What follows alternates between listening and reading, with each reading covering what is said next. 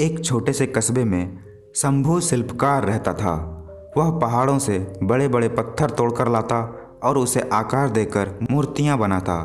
इस रोजगार में मेहनत बहुत थी, लेकिन आमदनी कम था। दिन भर धूप पसीने में काम करते हुए शंभू पत्थर तोड़ता। यह काम उसके पूर्वज भी किया करते थे। शंभू काम करते हुए सोचता है, यह छोटा मोटा काम करने से क्या फ़ायदा, ठीक से 2 वक्त की रोटी भी नसीब नहीं होती।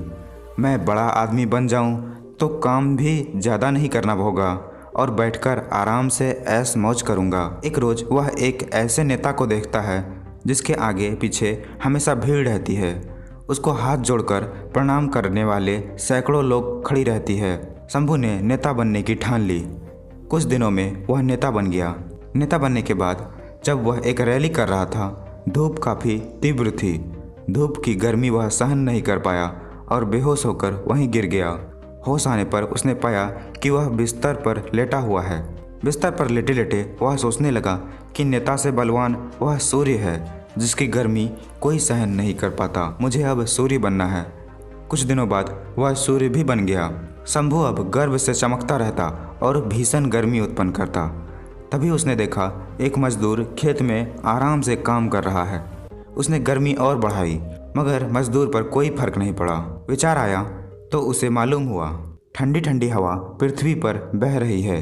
तब शंभू ने विचार किया, हवा बनकर मैं और शक्तिशाली बन जाऊंगा। कुछ दिनों बाद वह हवा बन गया। हवा बनकर वह इतराता इठलाता इधर उधर घूमने लगा। अचानक उसके सामने विकराल पत्थर आ गया, जिसके पार वह नहीं जा सका। तब उसने सोचा, मैं इससे भी बड़ा पर्वत बनकर रहूंगा। कुछ दिनों बाद वह विशालकाय पर्वत बन गया।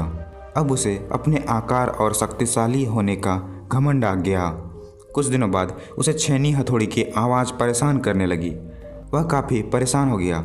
उसकी आवाज़ इतनी कर्कश थी जो उसके शरीर को तोड़े जा रही थी। आँख खुली तो उसने देखा कि एक शिल्पकार उसके पर्वत को तोड़ रहा है, लेकिन अब वह मजदूर नहीं बनना चाहता था। वह काफ़ी परेशान था। नींद खुली तो उसने आईने में पाया, वह जो विशाल पर्वत को भी तोड़ने का साहस रखता है, वह स्वयं ही है।